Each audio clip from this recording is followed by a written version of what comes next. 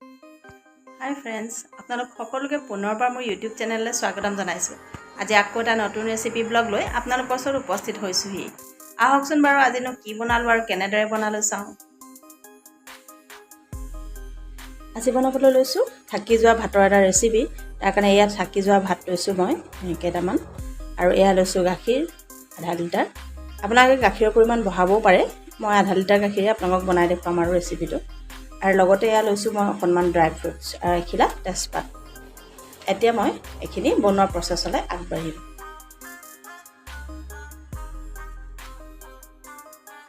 এতিয়া ৰেচিপিটো বনাবৰ কাৰণে প্ৰথমে মই এয়া ইণ্ডাকশ্যনতে পাত্ৰ এটা পাতি ইয়াতে গাখীৰখিনি দি দিছোঁ, আৰু গাখীৰখিনি ধুনীয়াকৈ উতলি গৈছে। আৰু ইয়াতে এতিয়া দি দিছোঁ এখিলা তেজপাত, আৰু এই যিখিনি ভাত মই ৰাখিছিলোঁ এই ভাতখিনিও ইয়াতে মই এতিয়া দি দিছোঁ।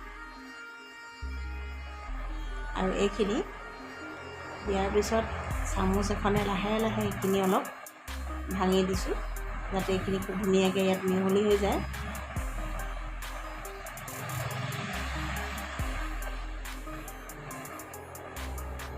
আৰু এইখিনি মই একদম মিডিয়াম ফ্লেমত লাহে লাহে ভালদৰে সিজিবলৈ দিম।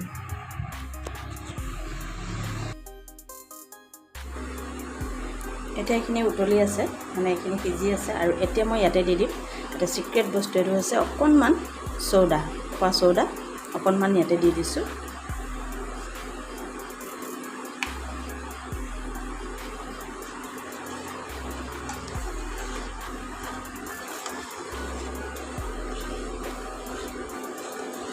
আৰু এইখিনি তাৰপৰা ধুনীয়াকৈ একদম সিজিবলৈ দিম। আৰু ছাইডত লাগি থকা যিখিনি সৰখিনি, এই সৰখিনি লাগি গৈছে ইয়াতে, এইখিনি মই লাহে লাহে মাজে মাজে এৰুৱাই যাম।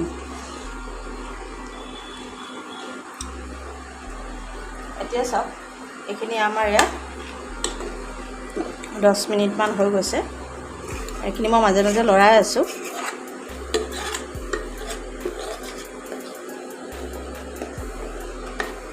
এয়া চাওক। আৰু এতিয়া মই ইয়াতে দি দিম চেনি। ক্ষীৰত অকণমান মিঠা হ'লে মই ভাল পাওঁ, সেইকাৰণে মই চেনিখিনি প্ৰায় এবাটিয়ে দিছোঁ, অকণমান কমাই দিছোঁ। এইখিনিও দিম যদি মিঠাটো অকণমান কম যেন পাওঁ।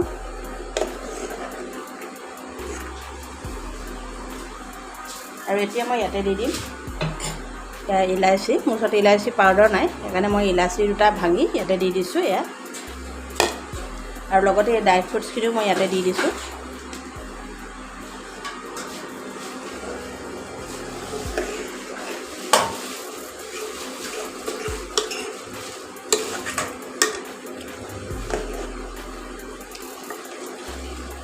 এইখিনি চাওক, এইখিনি আৰু অকণমান সিজিবলৈ দিম এতিয়া।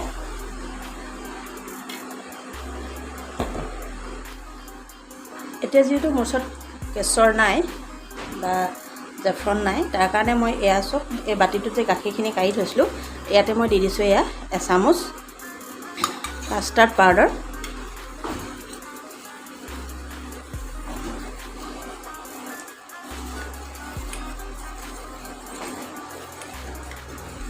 আৰু এইখিনি একদম ধুনীয়াকৈ মই মিহলাই ল'ম।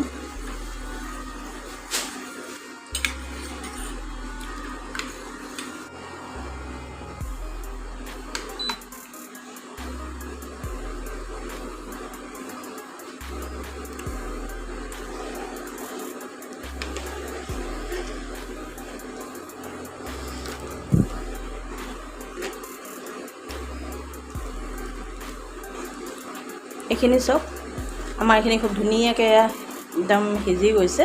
আৰু এইখিনি মই অকণমান এনেকৈ এই চামুচখন এনেকৈ অকণমান ভাঙিও দিছোঁ, যাতে এইখিনি ধুনীয়াকৈ ইয়াৰ লগত মিহলি হৈ যায়।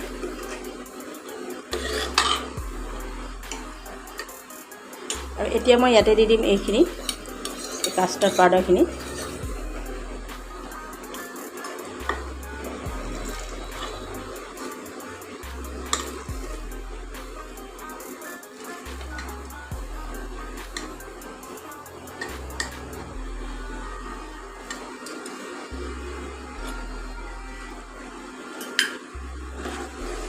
আৰু এইখিনি চব একদম ধুনীয়াকৈ আমাৰ ডাঠ হৈ পৰিছে আৰু এইখিনি এতিয়া মই অফ কৰি দিম আৰু আপোনালোকক সাৰ্ভিং বলত সাৰ্ভ কৰি দেখুৱাম আপোনালোকে এইখিনি গৰমে গৰমেও পৰিৱেশন কৰিব পাৰে আৰু এইখিনি ফ্ৰিজত থৈও ঠাণ্ডা কৰিও এইখিনি পৰিৱেশন কৰিব পাৰে দুই ধৰণে এইখিনি পৰিৱেশন কৰিব পাৰে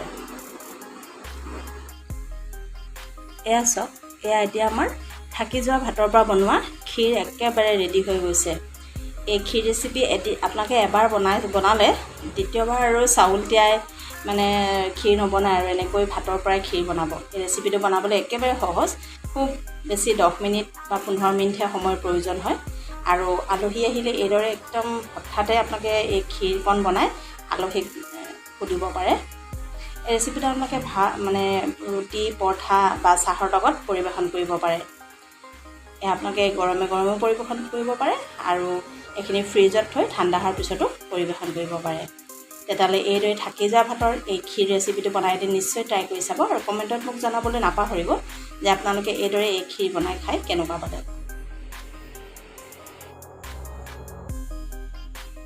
যদি মোৰ ভিডিঅ'টো চাই আপোনালোকে ভাল পালে তেতিয়াহ'লে মোৰ ভিডিঅ'টো লাইক কমেণ্ট আৰু শ্বেয়াৰ কৰিবলৈ নাপাহৰিব আৰু যদি আপোনালোক মোৰ চেনেলত নতুন আহিছে তেতিয়াহ'লে অনুগ্ৰহ কৰি মোৰ চেনেলটো ছাবস্ক্ৰাইব কৰি দিব আৰু কাষতে থকা বেল আইকনটো প্ৰেছ কৰি দিব তেতিয়া আপোনালোকে মোৰ নতুন নতুন ভিডিঅ'বিলাক পাই থাকিব তেতিয়াহ'লে আকৌ এটা নতুন ৰেচিপি ব্লগত পুনৰ লগ পোৱাৰ প্ৰতিশ্ৰুতিৰে আজিলৈ আহিছোঁ বাই বাই